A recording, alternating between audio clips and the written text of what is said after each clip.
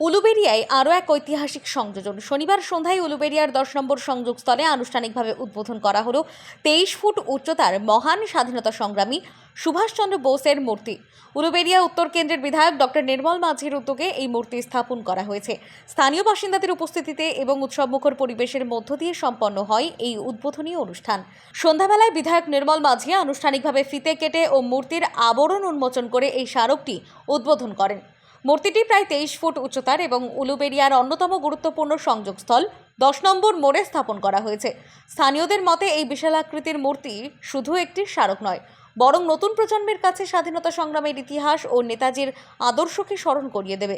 উদ্বোধনী অনুষ্ঠান উপলক্ষে একটি সাংস্কৃতিক অনুষ্ঠানেরও আয়োজন করা হয়। এলাকার শিশু কিশোরদের অংশগ্রহণে নাচ, গান এবং উদ্বোধনী সঙ্গীত পরিবেশিত হয়।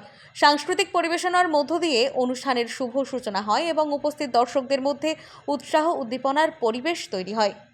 বিধায়ক ডক্টর নির্মল মাঝি জানান, নেতাজি সুভাষচন্দ্র বসু বাঙালির গর্ব এবং দেশের স্বাধীনতা আন্দোলনের অন্যতম শ্রেষ্ঠ নেতা।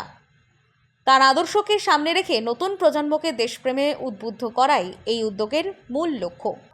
তার জন্মদিন আছে, মৃত্যুদিন হয়নি। একমাত্র যিনি ক্ষণজন্মা পুরুষ, রত্ন প্রসবিনী, আমার প্রিয় দেশ ভারতবর্ষের সবচেয়ে উজ্জ্বল জ্যোতিষ্ক উজ্জ্বল নক্ষত্র নেতাজি সুভাষচন্দ্র বসু যেমন বাংলার 10 কোটি মানুষ, তেমনি দেশের 140 কোটি মানুষের হৃদয় মন্দিরে সদা জাগ্রত মহাপ্রাণ সব সময় পূজিত হন বাংলার মা ভাই বোন, দেশের মা ভাই বোনেদের তরফ থেকে। যতদিন বাংলা থাকবে, যতদিন বাঙালি বাঁচবে, ততদিন নেতাজি সুভাষচন্দ্র বসু চিরভাস্বর, চির অক্ষয়, চির অমর হয়ে থাকবে। এই নতুন মূর্তি স্থাপনের মাধ্যমে উলুবেড়িয়ার 10 নম্বর সংযোগস্থল এখন একটি নতুন পরিচয় পেল বলে মনে করছেন এলাকার মানুষ।